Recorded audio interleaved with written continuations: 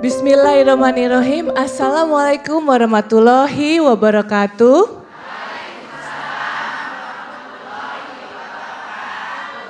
Kajian hati. Tenangkan. Bunda. Apa kabar semuanya di sini? Alhamdulillah, Masya Allah. Senang sekali saya Paula Verhoeven kembali hadir menemani pemirsa di rumah dan juga bunda-bunda di sini. Dan kita semua berkumpul di masjid ini ingin menimba ilmu dan juga mendengarkan tausiah langsung bersama Ustadz kesayangan kita, Ustadz Hilman Fauzi. Dan kali ini tema kita, apa yang dipandang mata belum tentu menyenangkan, dengarkanlah hati sebelum menentukan.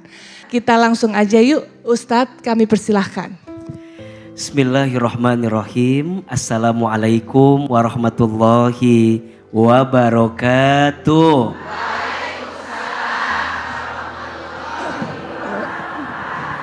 Bunda, apa yang dipandang mata belum tentu menyenangkan, maka dengarkanlah hati sebelum menentukan. Salah satu sikap yang akan mengurangi kebahagiaan kita adalah saat kita terlalu lapar mata tapi lupa menyertakan hati untuk menentukan segalanya. Bunda sayang, kalau belanja ke supermarket biasanya yang bunda belanjain yang dicatat atau yang dilihat?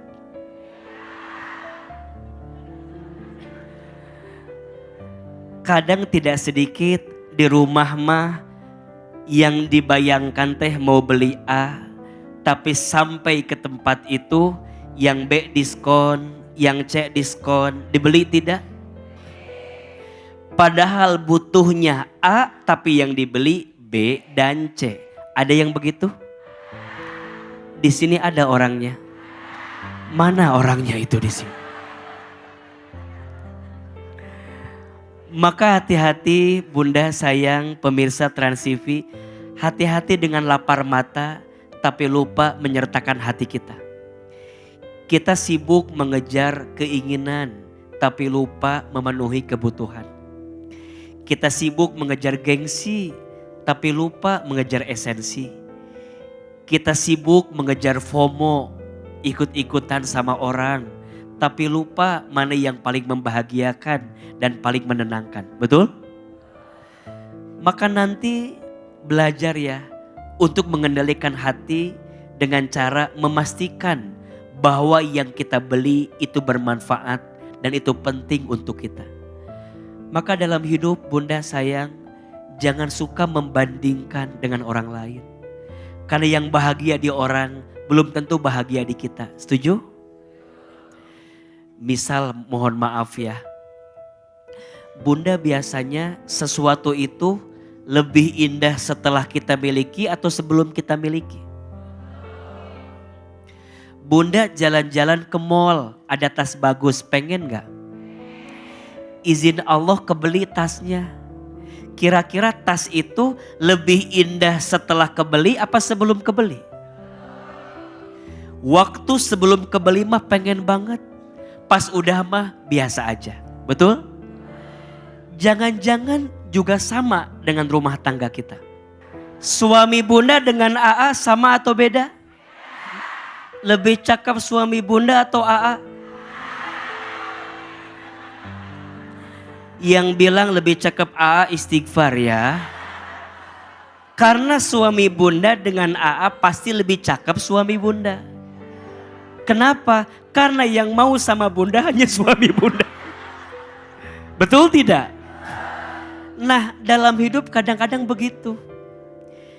Kita suka ngerasa enak kali ya kalau punya mobil kayak begitu. Enak kali ya kalau punya tas yang kayak begitu. Enak kali ya kalau izin ya punya baju yang dipakai Kak Paula seperti itu. Misalnya kita lihatnya sesuai mata, padahal yang dilihat di mata belum tentu bahagia di hati kita. Betul? Maka ada istilah, jangan pernah mengukur kaki kita dengan ukuran sepatu orang lain. Karena masing-masing kaki ukuran sepatunya sama atau beda? Beda. Kaki kita 38, pakai sepatu yang 40. Apa yang terjadi? Longgar. Maka mulai hari ini coba belajar menjaga hati. Belajar menundukkan pandangan. Tidak semua yang dilihat oleh mata itu bahagia. Boleh jadi kita tidak mendapatkan apa yang kita inginkan. Tapi justru Allah mencukupi apa yang kita butuhkan. Maka yang kita kedepankan bukan keinginan tapi apa? Kebutuhan. Karena keinginan itu gak ada batasnya. Betul gak? Tapi kebutuhan pasti ada batasnya dan itulah yang cukup membahagiakan di hati kita.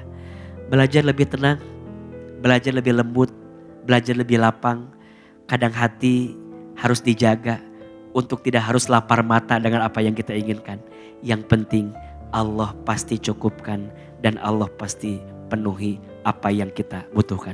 Insya Allah. Ada satu doa yang kalau bisa Bunda jangan pernah lepaskan doa ini untuk dibaca setiap hari agar kita diberikan kecukupan dan diberikan keberlimpahan. Mau? Angkat kedua telapak tangan. Bismillahirrahmanirrahim. Allahumma inni as'alukal huda wat tuqa wal afafa wal ghina. Ya Allah, berikanlah kepada kami ketakwaan dan kecukupan dan petunjuk kebenaran dan keberlimpahan. Amin. Bacakan, amalkan, mudah-mudahan Allah jaga mata kita dan Allah tenangkan hati kita. Amin ya Rabbal Alamin. Bunda. Baik, di sini kita langsung aja. Bunda-bunda di sini yang ingin bertanya ke Ustadz, langsung tunjuk jangan. Tapi sebelum ke sana mungkin sudah ada Mbak Anissa dan putri-putrinya di sini. Kira-kira ada cerita apa? Ada cerita apa dan ingin ditanyakan? Ada kisah apa yang mau diceritakan? Silahkan. Mungkin dari Juwita dulu atau Mbak Anissa atau Jelita silahkan. Ya sebelumnya Assalamualaikum warahmatullahi wabarakatuh. Waalaikumsalam warahmatullahi wabarakatuh. Intinya sih agak nge-flashback ya Mam. Jadi dari kisah yang sebelumnya pasti semua orang lebih banyaknya tahu antara aku dan Mama dan Papa juga. Adalah beberapa konflik antara anak dan orang tua. Dan nah di mana yang sebelumnya itu ya mungkin masa remaja aku, masa yang dimana aku mau menemukan jati diri, yang dimana aku tuh kayak merasa apa yang aku putuskan itu menurut aku benar, tapi sebenarnya itu belum cukup umurnya atau nggak boleh sama orang tua gitu Pak Ustadz. Jadi menurut aku jadi kayak sebenarnya aku nyakitin hati orang tua nggak ya yang aku lakukan itu gitu. Dan dulu kalau tidak salah Mbak Juwita tuh sampai nggak tegur sapa ya sama mama itu. Oh iya ya? betul. Sampai berapa lama waktu itu? Setahun. Lebih dari setahun sih. Apa yang dirasakan oleh Mbak Juwita sampai artinya sesakit itu sampai nggak mau tegur sapa dengan mama? Gimana ya? Pada saat itu sih yang aku rasain ya karena yang tadi aku bilang karena aku masih mencari jati diri dan menurut aku juga kayak mama nih egois ya pada saat itu ya Ustadz.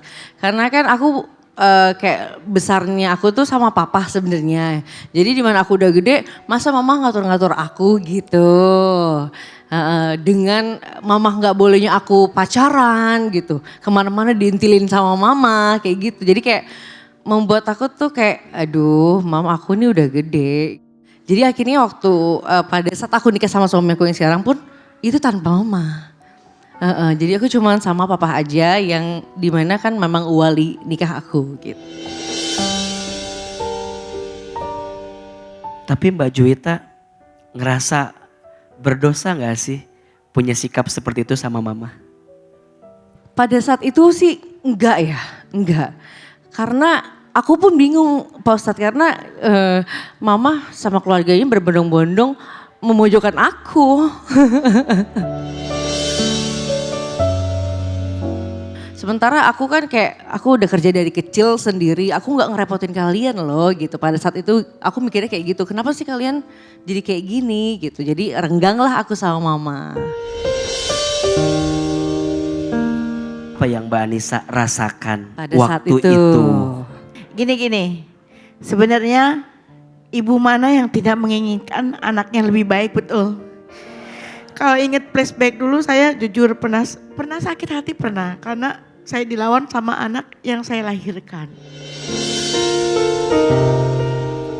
Dan kondisinya pada saat itu dia pacaran sama suaminya yang sekarang ini adalah teman aku. Teman aku yang dimana aku tahu banget nakalnya ini anak seperti apa karena dia sahabat aku. Jui ini menikah sama sahabat aku. Jadi aku gak restu pada saat itu karena aku pikir masa depan anak aku nanti bakal gak bagus kalau sama dia gitu kan. Waktu itu ya Ustadz.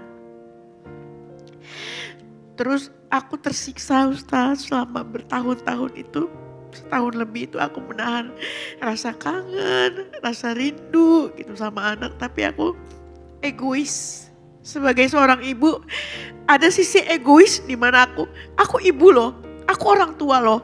Aku gak mau minta maaf duluan sama anak. Anaknya harus minta maaf sama aku. Tapi kita tunggu-tunggu.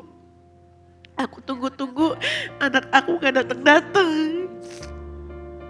Jujur aku waktu itu sedih, terluka, kecewa. Dia menikah sama suaminya sekarang tanpa ada aku. Coba hati ibu mana yang gak sedih, gak kecewa. Di saat anaknya bahagia dia tidak ada di samping. Aku gak diundang, aku gak menyaksikan anakku. Nggak tahu pula ya. Gak tahu dengar kabar dari orang dikirimin foto pernikahan. Lebih hancur lagi hati aku. Akhirnya dari situ aku dinasihatin dan aku tersadar Pak Ustadz. Biar bagaimana aku ibu yang harus merangkul. Jadi di sini aku seorang ibu yang minta maaf duluan sama anakku. Supaya anakku kembali dan bisa aku rangkul lagi Pak Ustadz. Tapi sekarang dengan izin Allah ya, lihat Mbak Juwita bertumbuh dengan pasangannya yang sekarang. Iya. Alhamdulillah, udah 11 tahun. Udah 11 tahun. Gimana perasaan Mbak Anissa? Dari sini Coba. pelajaran ya ibu-ibu ya. Tidak selamanya orang tua itu benar. Benar. Tuh, jadi di sini saya itu apa yang saya pikirkan ternyata salah. Ternyata semua orang punya masa lalu. Mungkin masa lalu mantu aku mungkin nakal.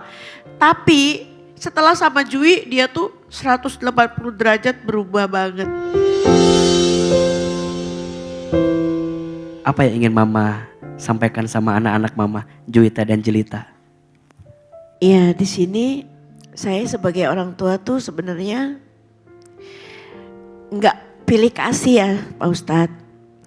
Saya juga kan punya anak, saya punya anak yang saya lahirkan 4. Tapi sebelumnya saya juga punya beberapa anak angkat yang juga saya sayangin sama seperti saya menyayangi anak saya. Sama sekali nggak ada saya ngebanding-bandingin walaupun itu bukan anak yang saya lahirkan. Dan secara ekonomi mungkin Jui lebih baik daripada Jelita. Tapi kan nasib orang kan semua kan berbeda-beda ya Pak Ustadz. Nah, terkadang saya tuh suka sedih apalagi kemarin ada berita katanya mamahnya hedon, mamahnya nyawer-nyawer, mamahnya banyak sedekah. anaknya jualan risol. Iya, padahal mereka nggak tahu bagaimana perjuangan saya sama anak ini. Bukannya saya pilih kasih, kenapa saya lebih perhatian sama Jelita? Karena Jelita punya satu kekurangan, dia tuh punya kecemasan berlebih. Yang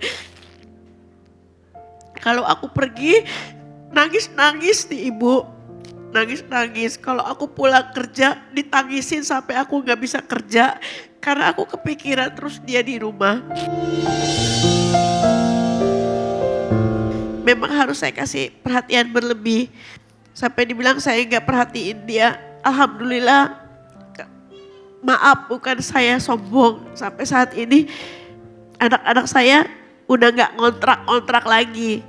Mereka semua saya bikinin rumah di atas tanah saya. Tuh. Anak angkat saya pun saya bikinin rumah buat ibunya yang asli, yang kandung. Ibunya kandung dia saya bikinin rumah, saya kasih rumah supaya gak ngontrak berpindah-pindah. Anaknya Jelita ada 2 Pak Ustadz. Yang satu masih kecil dari perkawinan yang sekarang. Yang satu lagi sudah kuliah. Dan sampai kuliah pun semuanya saya yang biayain. Semuanya anak-anaknya Jelita saya yang nanggung. Jadi kalaupun anak saya mau cari rezeki, jualan risol, itu memang keinginan dia supaya dia bisa pengen beli barang-barang sesuai hatinya boleh dong gitu. Dan saya mengiyakan, bukan apa karena saya juga Pak Ustadz di sini sebagai ibu, saya takut saya mati. Kalau saya nanti meninggal, anak saya bagaimana gitu loh. Saya mau dia bisa mandiri juga. Mbak Jelita gimana melihat perasaan Mama yang begitu dalam kepada Mbak Jelita? Ya untuk Mama terima kasih. Selama ini mungkin ya udah ngebantu pada saat itu ya. Jadi pada saat 2017 itu memang anxiety disorder aku waktu itu masih belum paham Ustadz. Masih belum paham kalau itu anxiety disorder. Jadi kayak keluarga itu kayak nganggapnya kamu lebay.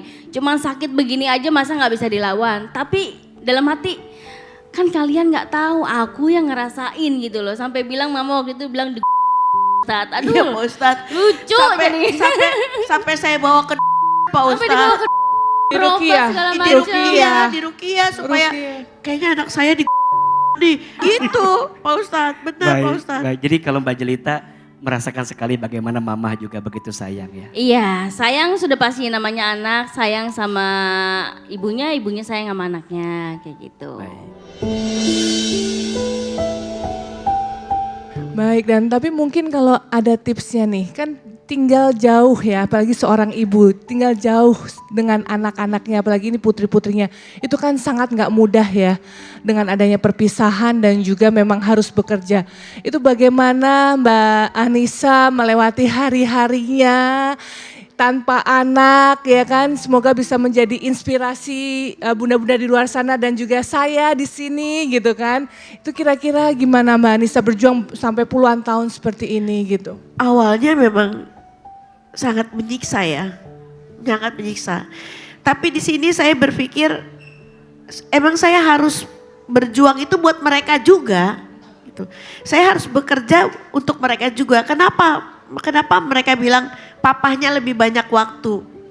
Karena papahnya yang di rumah, saya yang bekerja. Jadi saya mesti bekerja untuk mereka. Gitu loh. Dan di sini kalau dibilang sedih ya pasti sedih, apalagi lagi dipisahkan sama anak-anak. Saya nggak bisa ngelihat anak-anak, mau ngelihat anak-anak aja kayak maling, saya harus ngumpet-ngumpet. Itu saya lakukan. Jadi apa yang Anda rasakan, saya pernah rasakan duluan. Pernah ada di posisi kamu saya. Yang pasti ikatan ibu dan anak pastinya tidak akan terpisahkan. Tidak akan pernah Gak ada bekas terpisahkan. ibu dan bekas anak ya. Betul sekali. Masya Sabar Allah. sayang, semua ada waktunya. Masya Allah, terima kasih. Mbak Juwita mungkin kalau boleh flashback juga ya. Dan kita tahu Mama Ani begitu ngerasa sakit dengan sikap Mbak Juwita dulu. Mungkin mau bilang minta maaf kali sama Mama. Ya pasti sih kayak mama terus papa juga. Papa juga termasuk kayaknya yang lebih sakit sebenarnya sih Ustadz. Karena kan papa yang ngurus aku dari bayi banget ya. Jadi yang dimana ya anak gadis gue udah diambil orang gitu kan. Ya sebelumnya juga minta maaf sama mama sama papa yang udah di sana. Atas semua yang pernah Ju lakuin yang tidak berkenan di hati mama dan papa ya.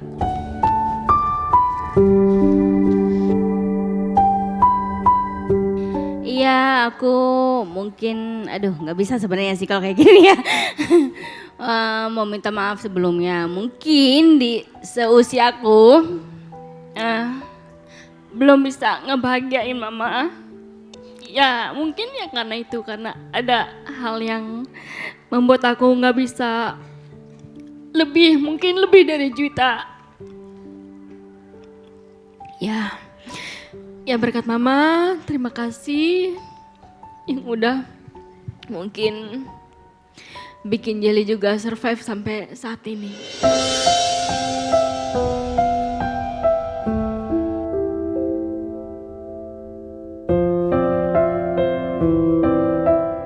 Jadi yang mau aku tanyain,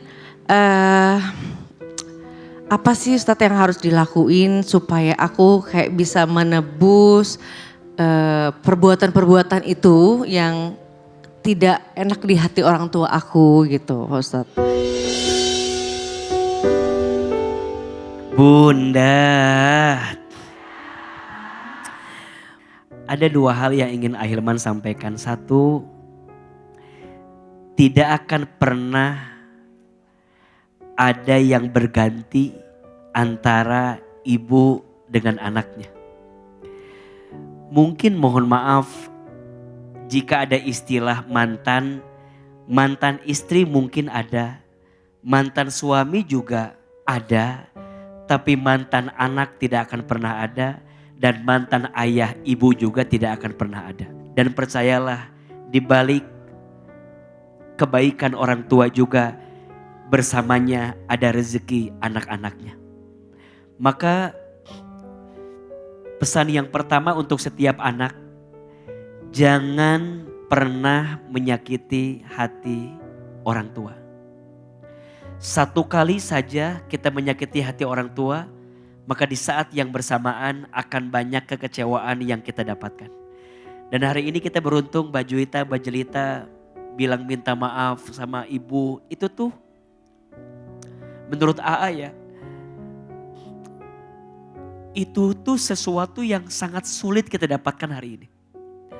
Ada seorang anak minta maaf sama orang tua itu sesuatu yang sangat berharga. Makanya Allah perintahkan seorang anak untuk berbakti kepada orang tuanya.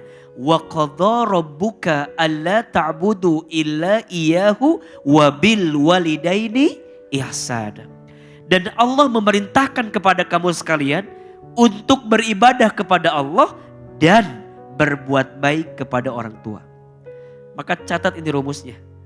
Muliakan orang tuamu, maka Allah muliakan hidupmu. Bahagiakan orang tuamu, maka Allah akan bahagiakan hidupmu. Bunda sayang, pemirsa Trans TV pernah dengar ada satu kisah namanya Alqamah. Siapa namanya? Alqamah. Alqamah ini dikisahkan seorang laki-laki yang ibadahnya luar biasa. Sampai para sahabat lain bertanya, kenapa ini Alqamah? Bukankah dia orang baik? Bukankah ibadahnya baik? Kenapa menjelang wafatnya lisannya begitu sulit mengucapkan kalimat la ilaha illallah? Kemudian disampaikan kepada Nabi. Curhat sama Nabi, ya Rasul, ini ada Alqamah, udah mau meninggal, kok lisannya susah mengucapkan kalimat Allah? Apa kata Nabi? Coba tanyakan, apakah Alqamah masih punya ibu? Kata sahabat lain, masih ya Rasul, temui ibunya. Singkat cerita, para sahabat menemui ibunya Alqamah. Kemudian bertanya, wahai ibu, sekarang putramu bernama Alqamah sedang sakratul maut dan lisannya keluh mengucapkan kalimat Allah. Apakah Alqamah pernah menyakitimu? Apa kata ibunya? Alqamah itu anak yang baik. Tapi ada satu ketika Alqamah itu pernah pergi ke luar kota. Kemudian dia pulang dari luar kota. Aku sedang menunggu di depan rumahku. Alqamah tidak menyapaku dan Alqamah langsung pergi ke rumah tangganya. Jadi dia ngelewatin rumah ibunya di depan gak disapa sama Alqamah. Ibunya sakit hati. Karena ibunya rindu dengan Alqamah, tapi Alqamah tak pernah punya waktu dengan ibunya. Sampai ibunya ngerasa sakit dengan sikapnya Alqamah. Bayangin, mungkin kita ngerasanya, biasa aja, iya. Tapi rasa sakit seorang ibu begitu dalam. Karena ingat, sebelum engkau dilahirkan ke muka bumi, ada rasa sakit yang pernah ibu korbankan untuk dirimu. Ada 5 air yang ibu keluarkan untuk anaknya. 1, air ketuban saat mengandung anaknya. 2, air darah saat melahirkan anaknya. 3, air susu saat menyusui anaknya. 4, air keringat saat merawat membesarkan anaknya. 5, air mata saat orang tua ibu mendoakan anaknya. Maka jika tadi Kak Paula bertanya, seberapa sakitnya jika seorang ibu dipisahkan sama anaknya? Pasti jawabannya sakit sekali. Karena sebelum anak itu lahir, ada rasa sakit yang pernah dia korbankan. Agar anak itu dilahirkan dan dihadirkan di muka bumi. Maka singkat cerita, kata ibunya, sesakit apapun aku disakiti oleh anakku, aku maafkan kesalahannya. Singkat cerita, sahabat kembali setelah ibunya memaafkan, Alqamah mudah mengucapkan kalimat La ilaha illallah. Kenapa kata para sahabat, kalau ibunya tidak memaafkan Alqamah, maka izinkan Alqamah dibakar tubuhnya. Karena susah mengucapkan kalimat La ilaha illallah. Maka hari ini juga kita belajar dari Mbak Anissa Bahar. Sesakit apapun Mama Anissa pernah ngerasa luka di hati. Tapi Mama bisa memaafkan kesalahan anaknya, itu luar biasa. Dan itu harus Mama. Karena hari ini Juwita Jelita tumbuh menjadi seperti apa, tergantung doa dari Mama. Tergantung restu dari Mama. Dan jangan pernah membandingkan suksesnya anakmu dengan materi yang dia miliki. Setuju? Jangan merasa paling benar jadi orang tua sampai kita lupa mendengarkan apa yang diinginkan oleh anak-anak kita. Percayalah, jika keduanya punya perasaan saling mendengarkan, saling menghargai, maka orang tua dengan anak akan berjalan dalam kebaikan. Dan para anak juga, jangan sampai orang tua kita dapat kemuliaan dari orang lain, tapi tidak mendapatkan kemuliaan dari anaknya. Insya Allah, Mama Anissa, Mbak Juwita, Mbak Jelita, Allah jaga keluarga Edi semua dalam kebaikan. Amin ya Rabbal Alamin.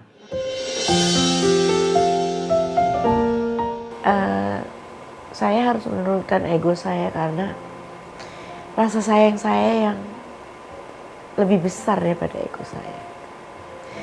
Dan saya merasa rugi ketika saya harus berpisah dari anak-anak saya.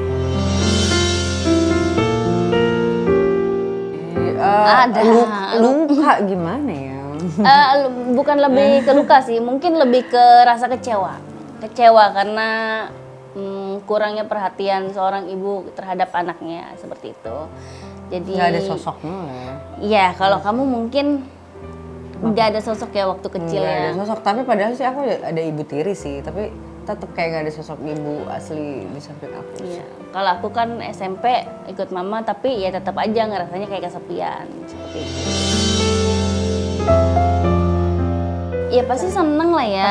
Pasti seneng kalau kita bisa kumpul lagi. Siapa sih yang nggak seneng setelah? Semua orang pasti pengen kayak keluarganya kumpul, Ya, utuh, akur. gitu. Seneng banget. Ya kayak yang sebelumnya itu menurut aku juga kayak proses hidup ya. Proses hidup dan pendewasaan Perjalanan, kita. iya.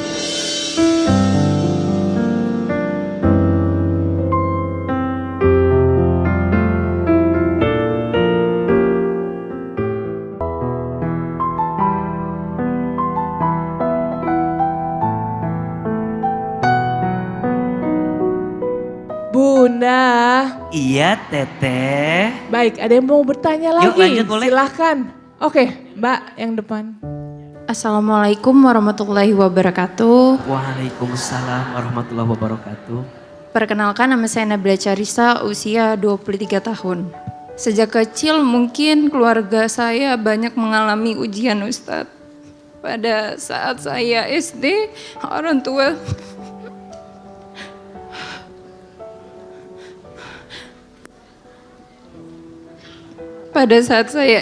orang tua saya bercerai Ustadz. Sejak kuliah, saya merasa tidak ingin memberatkan kedua orang tua saya lagi. Jadi saya mulai mencari endorse pekerjaan Ustadz dan alhamdulillah Allah mudahkan ya Ustadz. Dan pada saat SMP mungkin ada rasa iri Ustadz melihat sekeliling saya penuh didampingi orang tua Ustadz. Sedangkan saya sendiri mungkin berusaha sendiri. Saya anak pertama dari 3 bersaudara Ustadz. Setelah saya lulus kuliah, mama saya gagal lagi di pernikahan dia yang kedua. Saat itu saya merantau Ustadz dan hijrah ke Jakarta untuk membantu perekonomian keluarga dan mengejar cita-cita saya. Mungkin jalannya itu nggak mudah Ustadz karena namanya casting Ustadz kadang diterima, kadang ditolak. Jadi saya berusaha lagi dan memperbaiki diri Ustadz. Alhamdulillah Allah mudahkan Ustadz. Alhamdulillah saya sekarang sudah bisa menafkahi mama saya dan memberi duit bulanan kepada mama saya Ustadz. Di pernikahan dia yang kedua dia mempunyai anak Ustadz dan sekarang masih SD Ustadz. Kadang saya juga sedih kenapa saya mendapatkan tanggung jawab sebesar itu Ustadz. Tapi saya bahagia juga Ustadz, kadang-kadang saya senang kalau misalnya saya bisa memberi kedua orang tua saya gitu Ustadz. Mungkin pertanyaannya Ustadz bagaimana batasannya saya bisa memberi mama saya dan adik saya, tapi saya juga dapat memenuhi kebutuhan diri saya sendiri Ustadz, bagaimana batasannya. Dan yang kedua, apakah wajar Ustadz jika saya lelah, khawatir akan masa depan, dan bagaimana agar saya selalu berprasangka baik Ustadz kepada Allah. Karena kayak adik saya masih panjang kan Ustadz jalannya, jadi saya masih sangat overthinking Ustadz dan kadang suka gak berprasangka baik. Bunda, ini pesan untuk siapapun yang ditakdirkan menjadi generasi sandwich ya. Yang dia juga harus ikut membantu kebutuhan keluarga. Termasuk izin kalau ada yang ditakdirkan jadi anak pertama dari keluarganya. Yang pertama, kalau kita ditakdirkan harus ikut menanggung kebutuhan keluarga itu bukan jadi beban buat kita. Tapi justru di situ ada pahala kebaikan yang Allah siapkan untuk kita. Jangan pernah berpikir saat kita membantu keluarga rizki kita berkurang, jangan. Justru semakin kita membantu keluarga, Allah bukakan rizki terbaik untuk kita. Jadi Mbak Nabila pekerjaannya dilancarkan bukan semata-mata karena hebatnya kita. Tapi di belakang kita ada banyak orang yang berteduh dari kita. Banyak orang yang bersandar dari kita. Maka kata Nabi, ma naqasat shadaqatun min malin, tidak akan pernah berkurang rezeki yang kita berikan. Tapi ingat, semua ada batasnya.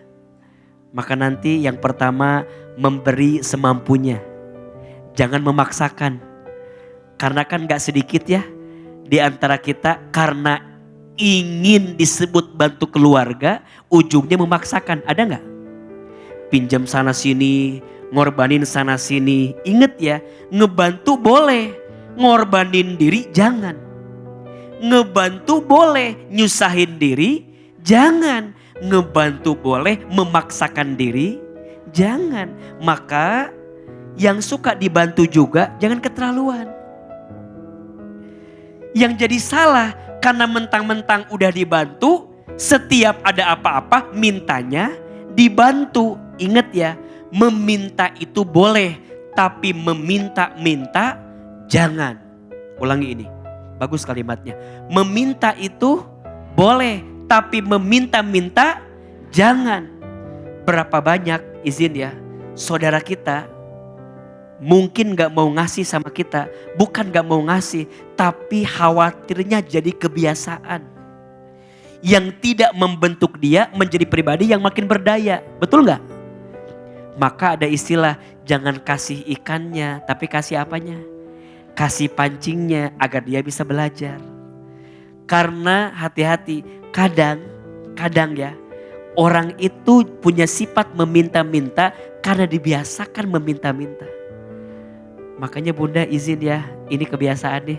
Kalau pas lebaran tuh, kita punya anak, tuh ada om kamu minta sana. Tuh ada kakak kamu minta sana. Kalau bisa, gak usah. Kalau dikasih terima, kalau gak dikasih jangan minta. Dan bagi Mbak Nabila, percayalah kebaikanmu sama ibu, kebaikanmu sama adikmu tidak akan pernah habis kebaikannya. Dan pasti ada pahala yang Allah siapkan. Jangan mengeluh, di belakangmu banyak yang berteduh.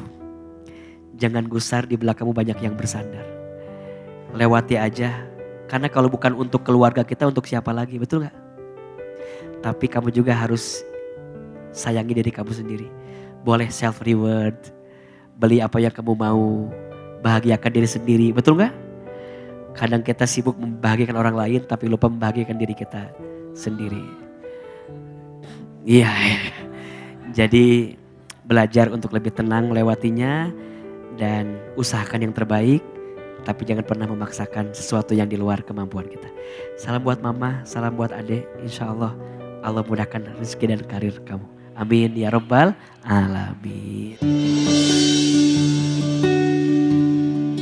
Mungkin titik capek dalam hidup itu mungkin karena mengemban tanggung jawab ya Kak, sebagai anak pertama mungkin. Jadi kayak sebagai contoh, terus juga ngebantu perekonomian mama. Soalnya kan mama sekarang lagi single mom kan, jadi kayak aku pengennya berusaha biar mama tuh bergantungnya sama aku aja gitu.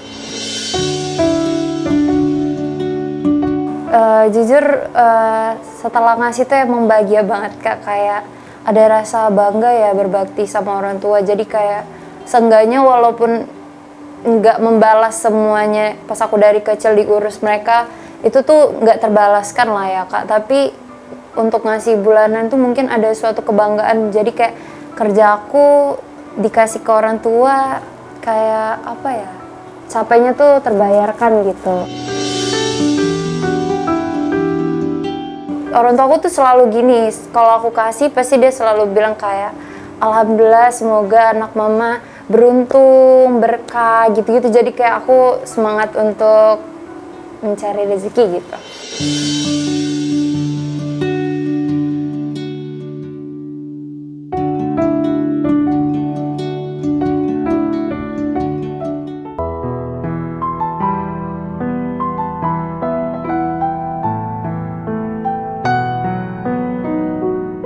Kajian hati, Tenangkan hatimu.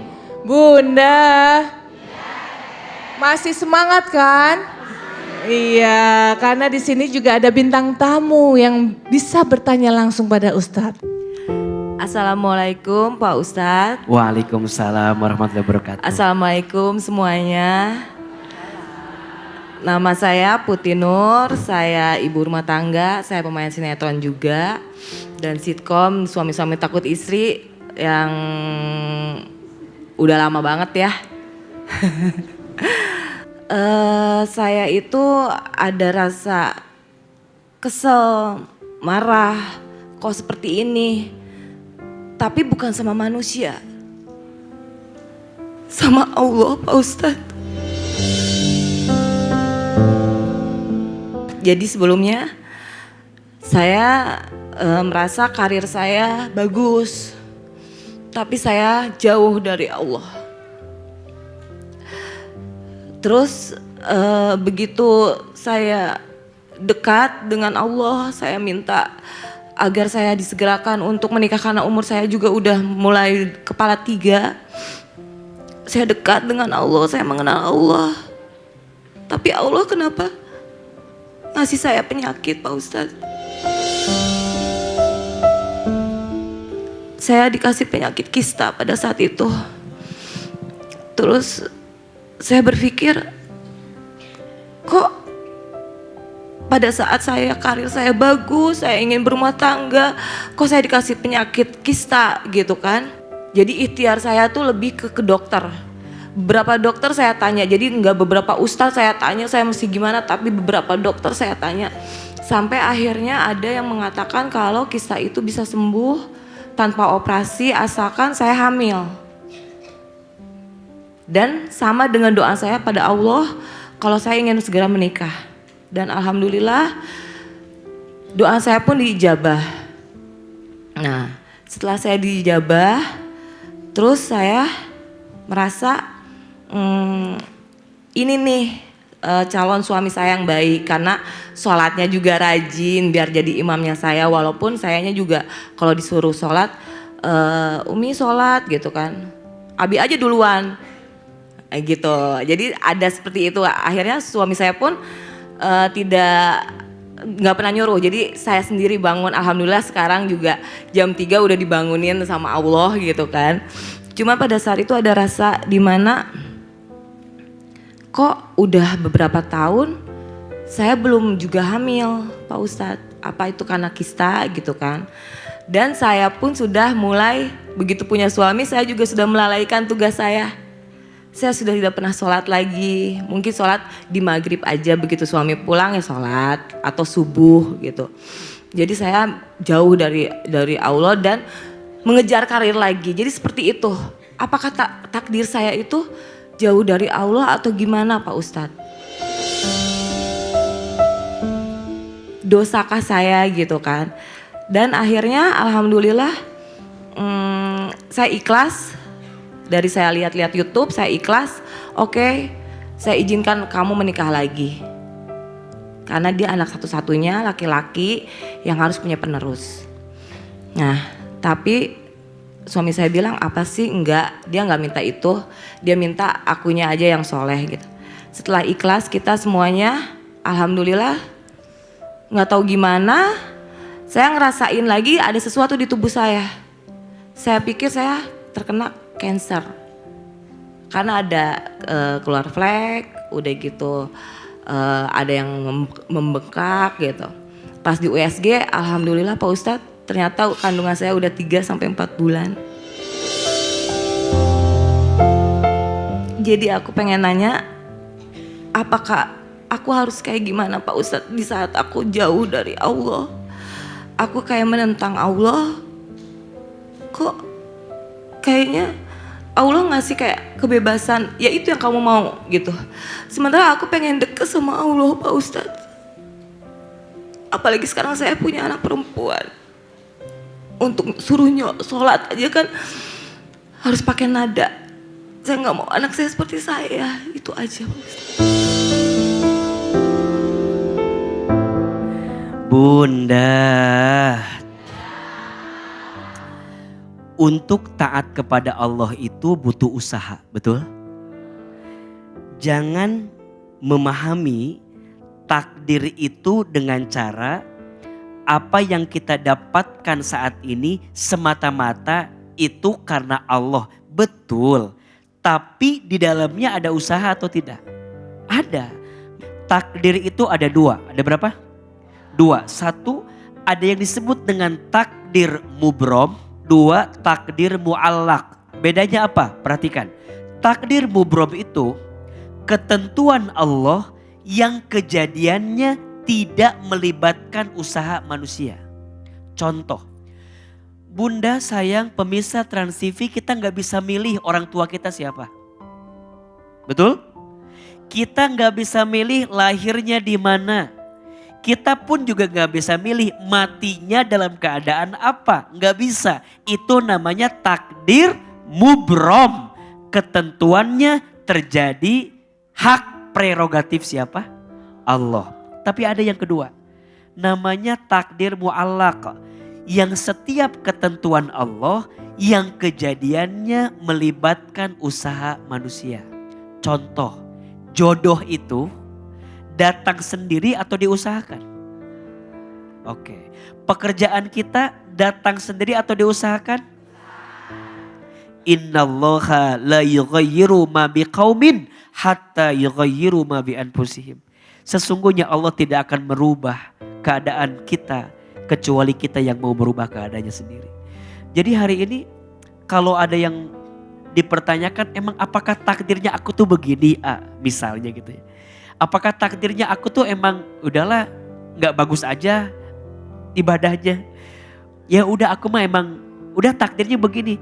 Itu takdir yang bisa kita ubah. Makanya nanti mohon maaf ya. Ada satu yang harus kita baca kalau kita mau terus taat sama Allah. Yuk sama-sama. Allahumma paksain.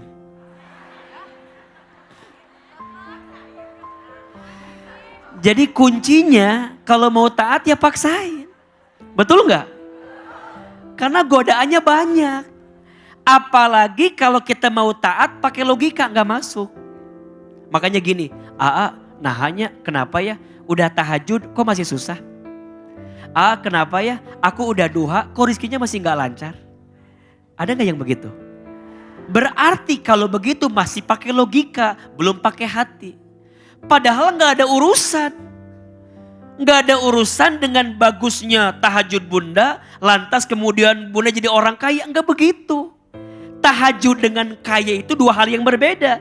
Tahajudnya bentuk ikhtiar kita dengan ibadah kepada Allah. Kalaupun mau kaya ya usaha.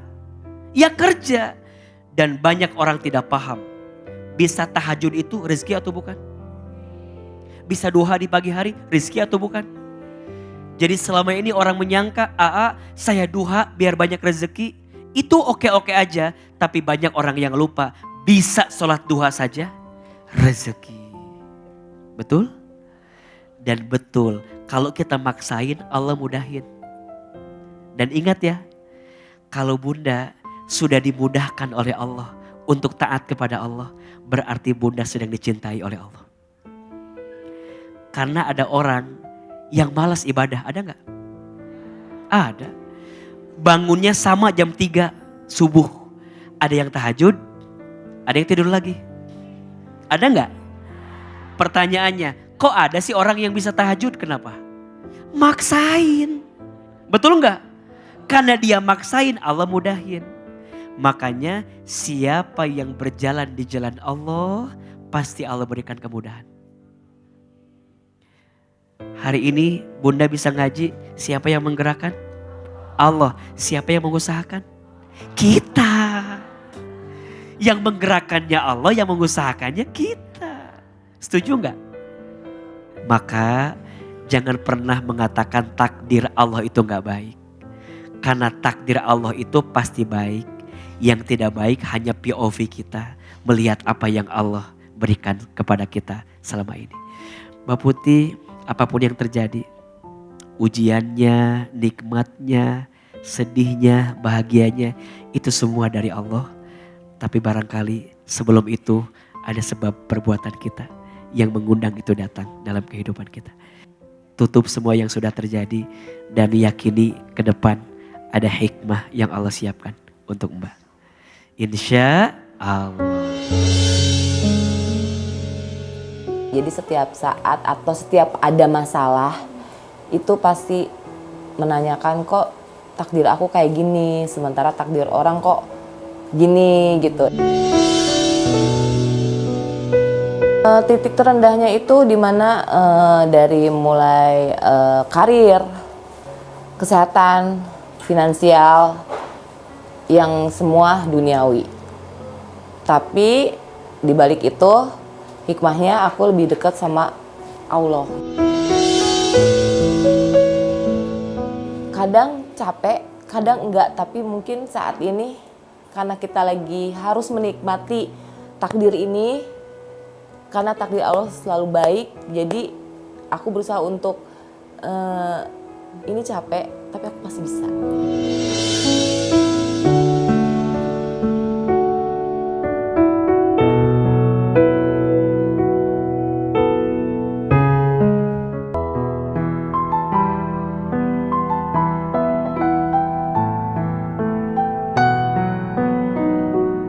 Bunda.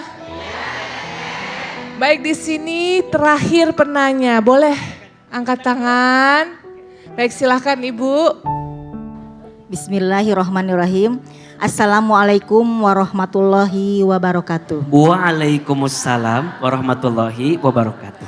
Nama saya Ibu Nani dari Bandung. Bandung. Umur saya 53 tahun. Alhamdulillah. Saya mengalami kegagalan rumah tangga Pak Ustadz, 2 kali kegagalan. 2 kali kegagalan. Oke, terus? Pernikahan pertama saya tahun 1992. Dikaruniai 2 orang putri selama pernikahan 18 tahun. Baik, suaminya kemana? Meninggal atau berpisah? Selingkuh.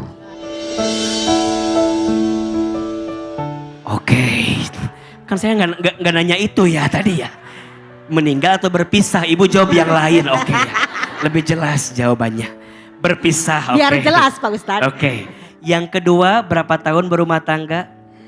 Selama bercerai saya 10 tahun ya, sendiri. Sendiri? Menghidupi kedua orang putri saya. Oke. Soalnya keduanya ikut dengan saya. Oke. Sampai alhamdulillah sekarang udah berumah tangga dua-duanya. Anak ibu teh, Iya. oke. Iya. Terus ibu akhirnya ketemu lagi dengan yang kedua. Iya. Setelah menyendiri selama 10 tahun. Iya, iya. Selama itu mantan kurang bertanggung jawab ya ke Udah anaknya. pasti itu mah ya. Iya, iya. Nah, terus ke pernikahan kedua tahun 2020 selama 3 tahun saya mengalami pernikahan, gagal lagi. Oh, Ya. jadi yang kedua 3 tahun Ya, berumah ya, tangga. ya, ya. Gagal lagi, Ya, izin. ya. Meninggal atau berpisah? Itu tidak jujur Pak Ustadz. Tidak orangnya. jujur, Iya. oke. 2023 berarti Iya, terakhir. iya, iya, 3 tahun. Sekarang udah 2026. Iya, iya, berarti iya. ibu udah sendiri selama 3 tahun Iya. ini. Baik. Nah, yang jadi pertanyaan saya. Pertanyaannya? Berdosakah saya apabila memutuskan apabila tidak untuk menikah lagi? Soalnya saya merasa nyaman sendiri Pak Ustadz. Bener. Daripada punya suami pusing. Pusing karena belum Iya. tepat kali Ibu Iya. ya. Mendingan bersama anak dan cucu-cucu saya. Iya, Ya iya, iya. Allah. Jadi ibu udah ngerasa udah cukup gitu ya. Iya, Tapi emangnya lagi ada yang ngedeketin lagi? nggak ada. Nggak ada juga kan? Ya udah nggak ada. Nggak ada. Nggak ada. Nggak dosa kalau nggak ada mah. Jadi Kecuali ibu lagi ada yang trauma ya? ngedeketin. Jadi Ibu trauma. Ibu trauma. Trauma. Ya disebut trauma ya, trauma takut gagal lagi Pak Ustadz. Takut gagal lagi. Iya, iya. Oke. Tapi nggak ada yang deketin, nggak ada. Iya, Ada nggak? ya ada tapi takut gitu. Oh, Ada. ada yang lagi ngedeketin. Tapi ibu tuh udah capek, nggak mau. Capek untuk sendiri. Oh, jadi capek. Iya, capek hati ya Pak Apakah Ustadz. berdosa? Ya berdosa enggak. Oke. Nah, terus Kalau seba- nasihat ibu buat Kak Paula gimana sebaiknya? Kan kalau ibu makan tadi udah 53 tahun Iya. kan mau ngapain lagi, betul ya? Iya, Kalau iya. untuk Kak Paula nasihat ibu seperti apa? Kalau ke Paul lama itu kan masih muda. Masih aduh ambisi ya. Jadi gimana? Nikah lagi Bu? Iya nikah lagi, bagus. Oh, Bagus nikah lagi. Kalau ibu mah udah tua. Oh, jadi kalau ibu mah ngerasa udah cukup. Iya, lebih baik. Tapi kalau ada laki-laki soleh, mapan, baik, masih mau nerima nggak? Insya Allah. Cenah udah trauma, tapi mau masih. Berarti nggak trauma. Berarti nggak trauma kalau gitu. Iya. Kan pinginnya yang begitu Pak Ustadz. Tapi Berarti belum ibu ada teh nggak aja. trauma, nggak trauma. Berarti enggak trauma. Belum ketemu yang tepat. Yang Belum tepat. ketemu. Tapi merasa takut gitu. Takut. Tapi kalau ada mah ibu mah insya Allah. Kalau ada mah insya Allah. Tapi kalau ibu kan insya Allah. Kalau Kak Paula gimana Kak Paula? Kalau tiba-tiba ada yang datang yang soleh, yang baik. Masih mau terima atau udah cukup? Insya Allah. Masih menunggu yang tepat tuh. Iya. Ya gitu ya. Menunggu juga Ustaz. Kita jangan rebutan ya Bu ya. Jadi ulangi pertanyaan ibu. Berdosakah? Berdosakah bila saya memutuskan untuk tidak menikah lagi? Yang kedua, berdosakah seorang ayah yang melantarkan seorang anaknya? Terus, menurut pandangan Islam, bagaimana menjauhi orang-orang yang toksis itu? Toksik.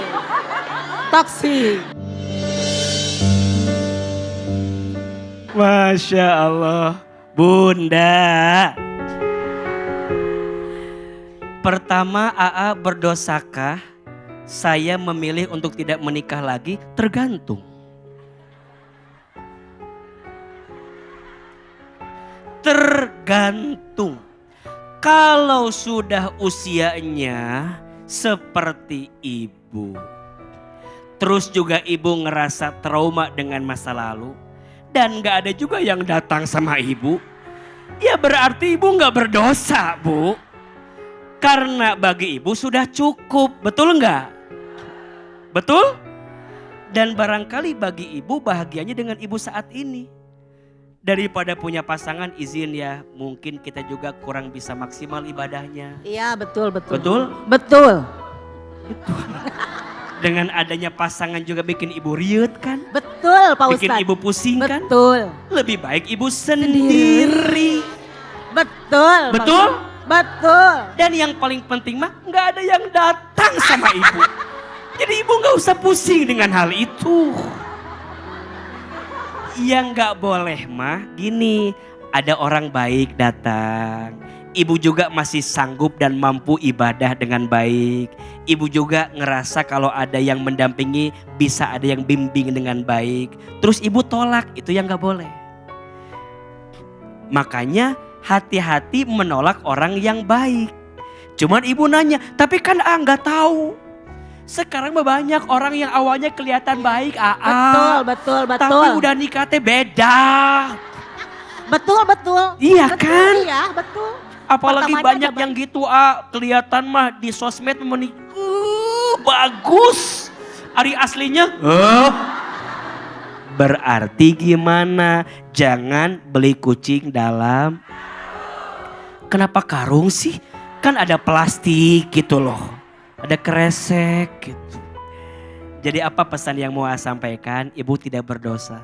Jika ibu memilih untuk sendiri karena ibu ngerasa kalau ibu menikah lagi malah bukan maslahat tapi malah madorot. Betul? Yang kedua, jelas ayah yang menelantarkan anaknya dosa atau tidak? Dosa dan dikategorikan dosa yang sangat besar. Dan yang terakhir, gimana caranya menjauhi orang yang toksik? Caranya jauhi. Caranya jauhi. Betul? Nah, nggak ada cara lain.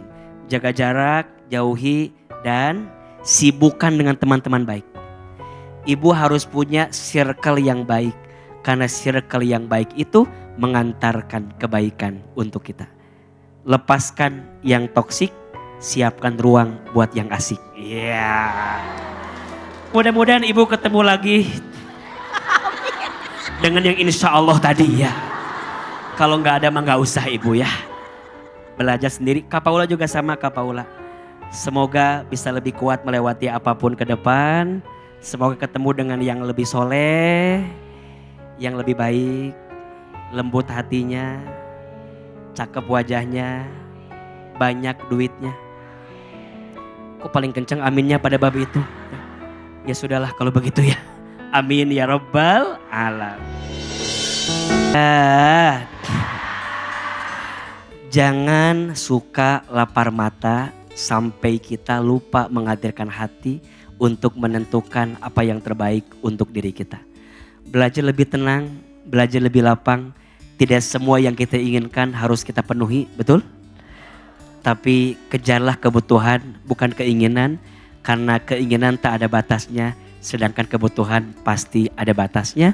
Semoga Allah menjaga hati kita, belajar bersyukur, belajar lebih sabar, dan jangan suka membandingkan hidup kita dengan orang lain.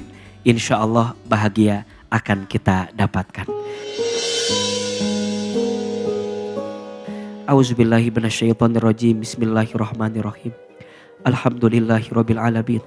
Allahumma sholli ala sayyidina Muhammadin wa ala alihi wa sahbihi ajmain. Ya Allah, ya Rahman, ya Rahim. Duhai Allah yang Maha Pengasih lagi Maha Penyayang. Ya Allah, sayangilah kami semua dengan rahmat-Mu. Cintailah kami semua dengan kasih sayang-Mu. Ya Allah, ya Qawi, duhai Allah yang Maha Menguatkan. Ya Allah, kuatkan kami untuk melewati setiap ujian yang Kau berikan kepada kami. Dan bimbinglah kami semua sampai kelak wafat dalam keadaan husnul khatimah. Rabbana atina fid dunya hasanah wa fil akhirati hasanah wa qina azabannar. Amin ya rabbal alamin. Silahkan berpelukan kiri dan kanan, saling mendoakan, saling memaafkan, saling menguatkan.